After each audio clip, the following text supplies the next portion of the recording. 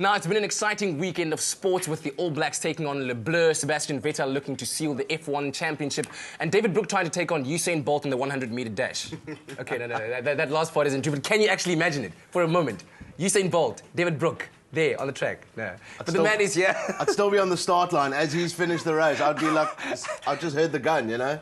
Dude, I reckon you must try it out. That would be so cool, though. It would be a hell of a thing. Happy to Gebre Selassie is actually coming down to Cape Town, so I'm trying to sneak in on that race there. Yeah. He's coming for a 5K, so maybe then. But dude, it's been a great weekend of sports. Yeah, it has. What do you have for us? Well, basically, just news from the Springbok camp first. Please, of course. We play Samoa on Friday. Yes. Okay, 9:30 South African time. Bucky's Bertha is totally out of recognition for the game. Okay. All right, he's injured. John Smith has been rested. Okay, so that gives now He's Bismarck... being rested. Rested, yeah. I think in Peter de Villiers' mind, he was always going to play John Smith the first 3 games, and then the last game he was going to rest him no matter what. I'm sure there's lots of fans that are celebrating that because they... Well, you know, like, at the end of the day, if you're coming into the knockout stages of the competition now, you need your guys, your bench players, to get some good game time as well. True. So Bismarck du Plessis has only come on for like 15, 20 minutes at a time, but now they need to give him like 60 or 70 minutes, and then Chilly Boy will probably be on the bench. Okay. Also, he needs to kind of have a bit of game time. He's a proper bench warmer. He's always on the bench, and he needs to get that game time. Yeah, but I mean, I think it's all a matter of experience. Once he gets to that level where 100%. he's played enough tests, you know, and he can handle that kind of pressure. Not that we're doubting he can. Yeah, exactly. Yeah. You know, he's one of the future leaders of the South African rugby team, so they need to give him more game time. True. But it's crucial that Bismarck gets some important game time.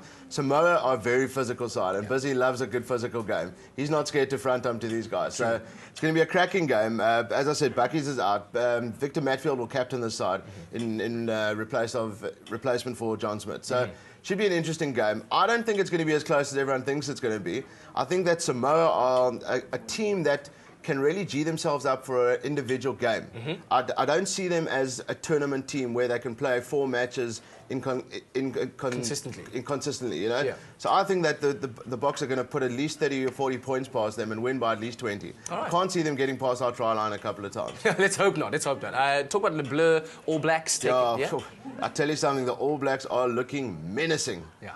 They are looking so strong. Listen, the French named a bit of a weekend side, okay, because they didn't actually need to win that game, because if they had won that game, all of a sudden they were in the difficult side of the draw.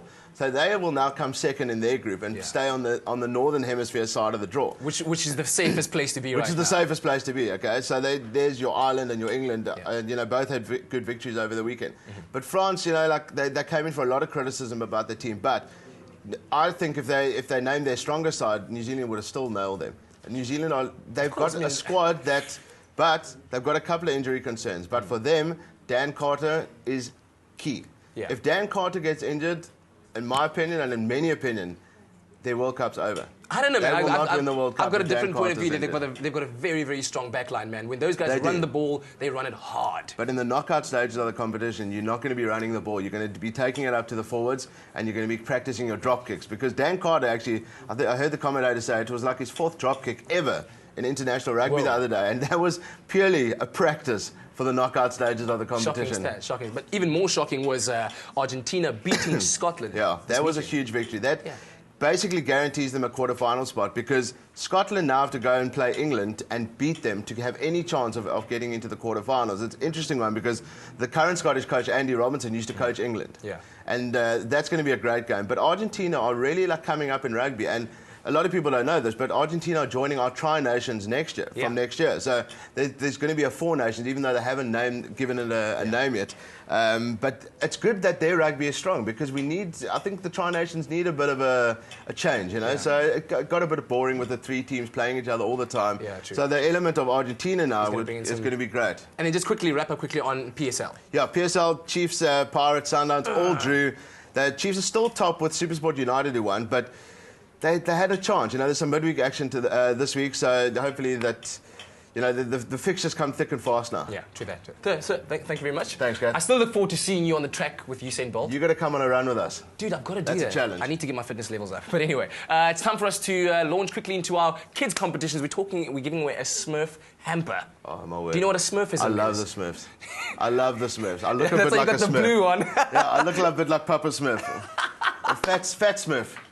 But I know that the team from Hectic 99 have more information for us on that. Stay with eXpresso and SABC3.